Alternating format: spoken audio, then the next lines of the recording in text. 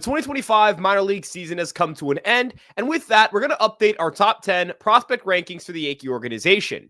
Live write-ups and rankings of this are available on the website at empiresportsmedia.com, and today we're going to do a video breakdown of those 10 prospects, talk about why they were ranked, where they were ranked, and also discuss what their future outcomes could be. But before we get into everything, make sure you guys like, comment, subscribe, and turn on that notification bell to check out Fireside Yankees on all of your favorite social media platforms. Without further ado, let's get into today's video.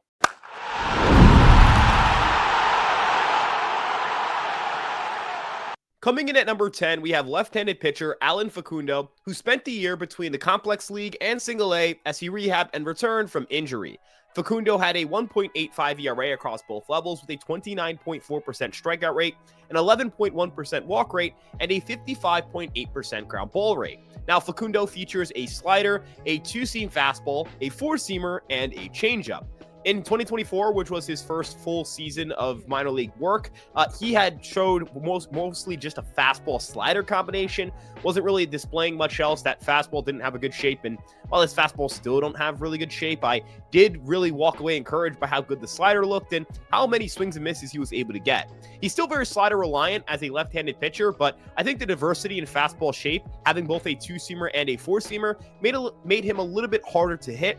And you add on the addition of a changeup, and I was really encouraged with how he ended his season. Now, personally, I believe that Facundo is a work in progress, and this is definitely an aggressive ranking that is baking in a little bit of projection here. The four-seam shape improved a little bit. It added a little more ride. He finally got it to be a pitch he can use for some, effectiveness, but I think the shape of it can get better. It's averaging around 13 to 14 inches of induced vertical break. He spins the ball really well. He just doesn't seem to get efficient spin on it. I think the Yankees are going to find ways to help the orientation of the seams and try and get him to get behind the baseball more, or use seam shifted wake to even try and promote more vertical ride. They've improved the fastball shapes of guys like Clark Schmidt, Cam Schlittler, and Will Warren over the last few years, and those are all guys who struggle to get behind the ball or generate that riding action in the same way Facundo has struggled to as well. Again, the velocity is really good. He reached up to 99.7 miles per hour this year. The changeup is very encouraging. The shape is very good, and of course, he has a great slider. I think that the expansion of his repertoire, the good velocity, the good ability to keep the ball on the ground, like 2025 is a strong year for him. I think 2026 will be even better, and that he'll become a more public name in the Yankee organization. Coming in at number 9, we have right-handed pitcher Chase Hampton, who did not pitch this year. Now, I'm going to keep this section particularly brief because Hampton did not pitch in the 2025 season, and he barely pitched in the 2024 season, but I still have him here because I simply cannot give up on someone who is a top 100 prospect and really only lost his status due to injury. If the Yankees can get him to be the pitcher he was pre-injuries, I think he is going to go back on top 100 lists or be an impactful starter at the big league level at the very least. When he's healthy, his fastball sitting at around 93 to 94 miles per hour with really good vertical break, having a cutter, sweeper, curveball, and the occasional changeup he mixes in as well. His ability to spin the ball is very impressive. He generates a lot of movement on all of his pitches, and when he comes back from injury in 2026, I expect him to be someone that fans keep a lot of attention or focus on throughout his minor league season. Coming in at number 8, we have outfielder Dillon Lewis, who had a really productive 2025 season. He had 22 home runs and 26 stolen bases in 122 games as he displayed elite-level raw power. I would give his raw power a 65 or a 70 grade tool on the 2080, meaning it's one of the better raw power tools in all of minor league baseball. He hits the ball incredibly hard, he's very fast, he's a great athlete, and I think the ability to defend will be something that determines how good of a prospect he ends up being. There is a chance he can stick in center field as a quality defensive center fielder, although the arm isn't great enough for people to project him to definitely stick there. And I think, again, that projection of whether it's a left fielder, right fielder, or center fielder is going to play a big role in what he becomes. The physical tool set is incredible. I mean, the guy hits the ball incredibly hard. He's a very good athlete. He's very fast. It's the kind of skill set and tools that you just look at for a top-of-the-line prospect. I'm not saying he's going to become a top 100 guy, but kind of like how Ben Rice hit the ball really hard and made enough contact to make it work. Dillon Lewis has a lot of those qualities of he makes a good amount of contact considering how hard he hits the ball. It's just a matter of refining the swing, refining the approach, and getting himself to a point where he can continue to mash the baseball in the upper levels of the minor leagues. Coming in at number 7, we have Bryce Cunningham, who briefly pitched at the high A level in between multiple IL stints. Cunningham was the Yankees' 2024 second-round pick, and he's someone who I hold a lot of hope for considering just how well built he is as a pitcher. He stands at 6'5" and is 230 pounds, but it's mostly muscle. He had a 2.82 ERA in 12 appearances with a 25% strikeout rate, an 8.6% walk rate, and a swinging strike rate of 13.4%. He did a pretty good job of generating swings and misses. He did a pretty good job of avoiding damage contact. And I think the one area where he could have used improvement is with his strike throwing abilities and his overall consistency in the zone. The changeup was pretty good at the college level, and it took a step back at the pro level, but that was offset by the fact that his breaking ball was very, very good at the pro level, with the fastball remaining a very effective pitch. If the Yankees can expand his arsenal somehow, I think he's going to end up being a prospect who rockets up a lot of boards, and I definitely considered ranking him higher on this. I just had a hard time with some of the guys ahead of him and how A, healthy they were, and B, productive they were when healthy. Coming in at number 6, we have right-handed pitching prospect Ben Hess, the Yankees' 2024 first-round pick.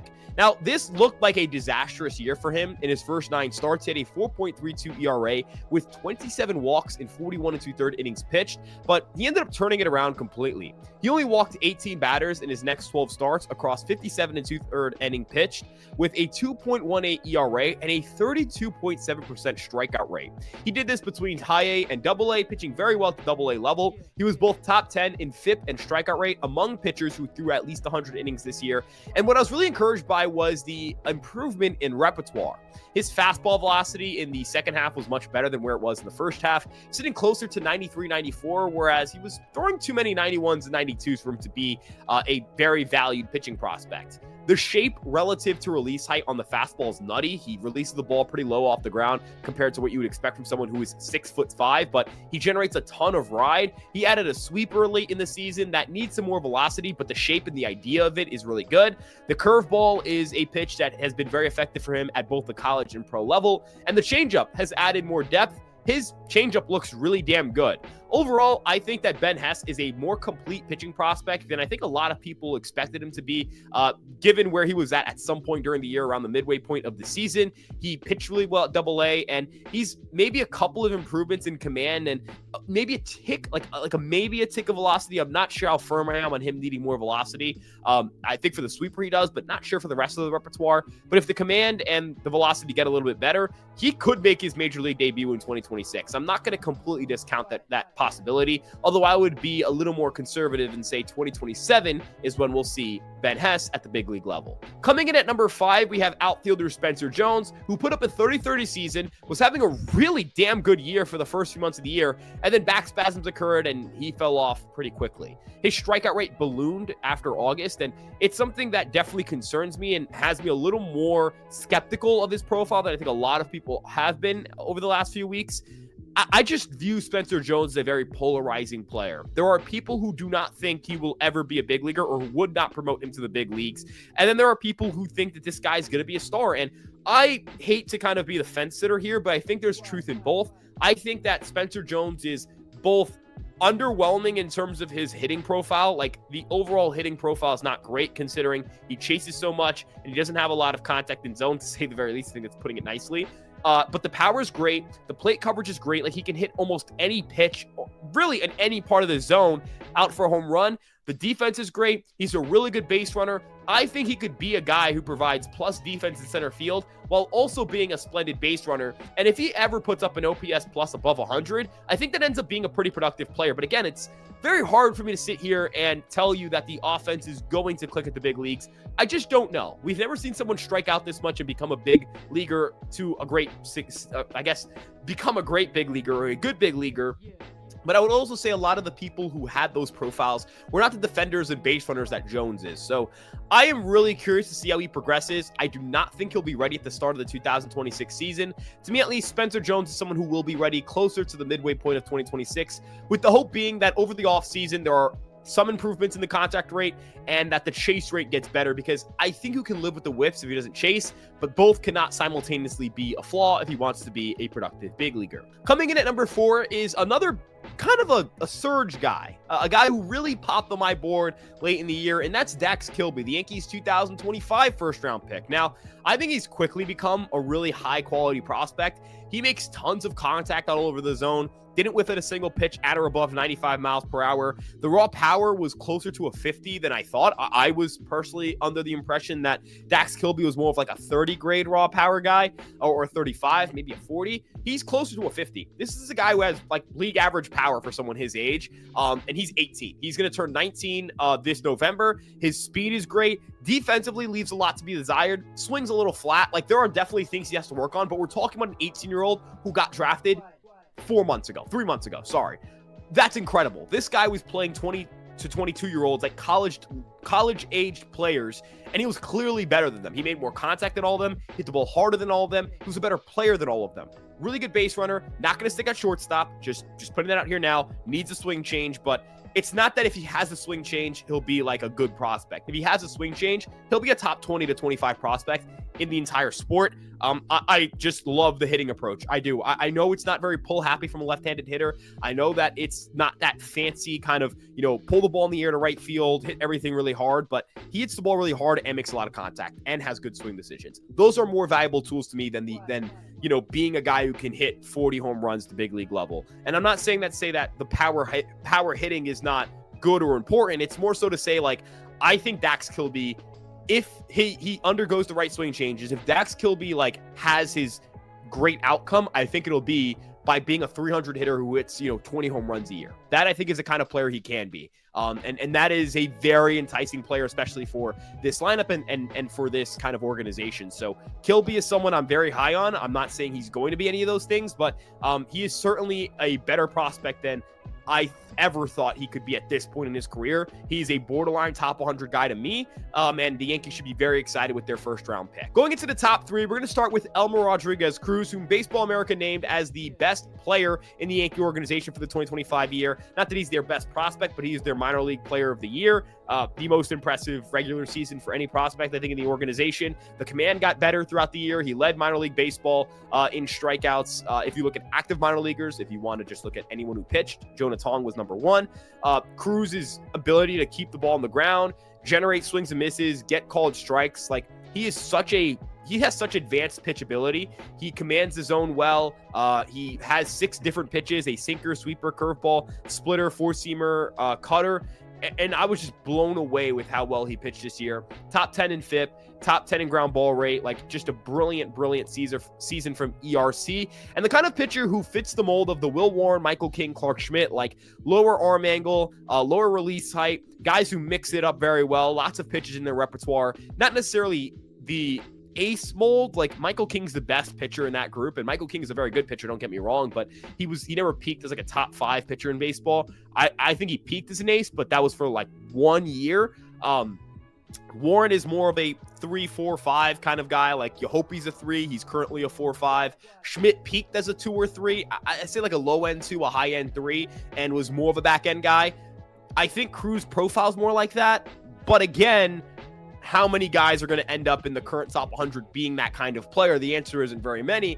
And for Cruz, at least, what separates him from those guys is he throws the baseball harder than them. So if there is any improvement in shape, if there's even an improvement in velocity, maybe that ceiling grows. So I like Cruz a lot. I'm very happy with where he's at, and I think he's a very high probability MLB starter. Going into the number 2, we have Carlos Lagrange, who I have ranked as the top pitching prospect in the organization.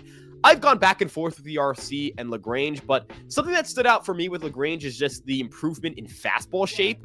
He throws the ball so well. Like, the shape and velocity are super good.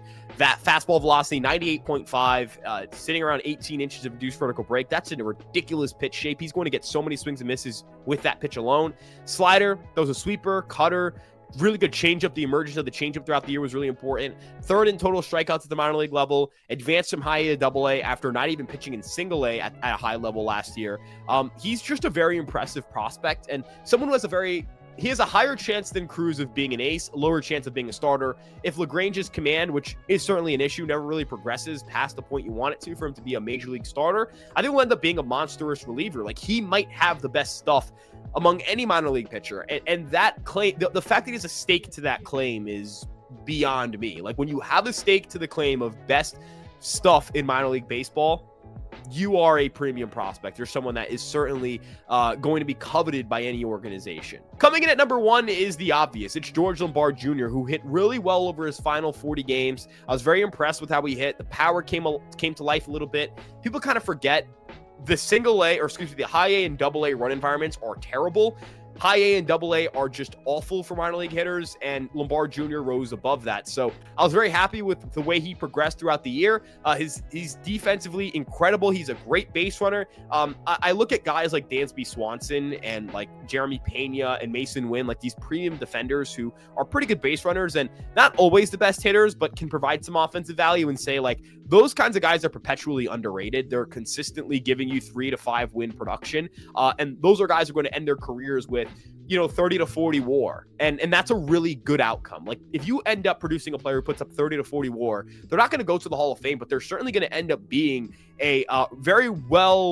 they're going to be a good draft pick. Like that's really it. They're just really good draft picks. Dansby Swanson at 28.4 WAR, he might end up getting to that 40 WAR threshold. Mason Wynn, he's played 2 years in the big leagues to this point, about two and a cup of coffee because he played a little bit in 2023. He's got 6.3 WAR. He's had back-to-back 3-win seasons.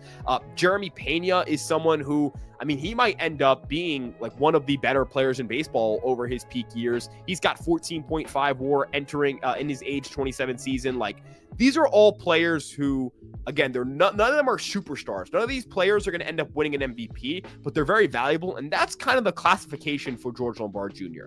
I do not believe George Lombard Jr. will win an MVP, but I do believe he's capable of, if that OPS plus in the triple digits, so 100 or higher, 3 to 4 win seasons, maybe 4 to 5 win seasons. That is a very productive player.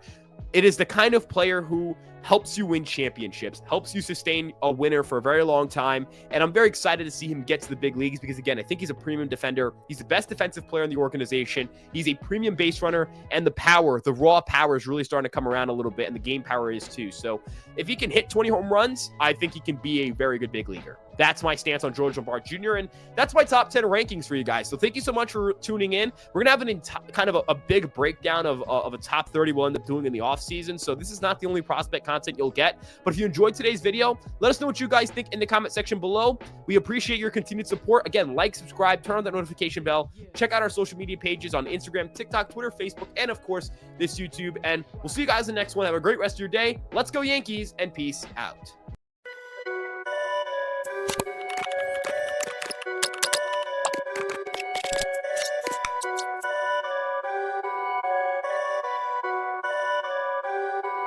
Perfect.